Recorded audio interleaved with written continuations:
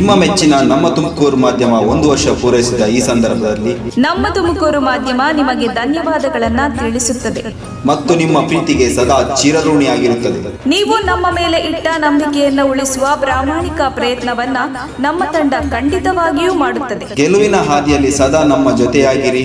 ನಮ್ಮ ಚಾನೆಲ್ ಅನ್ನು ಸಬ್ಸ್ಕ್ರೈಬ್ ಮಾಡಿ. ಸುದ್ದಿ ಅನ್ನೋದು ಬರೀ ಕಥೆಯಾಗದೆ ನೊಂದ ಜೀವ ಗಾಳಿಗೆ ಬೆಳಕಾಗಿದೆ, ಗೆಲುವಿನ ಹಾದಿಯಲ್ಲಿ ನಗು ಮೂಡಿದೆ.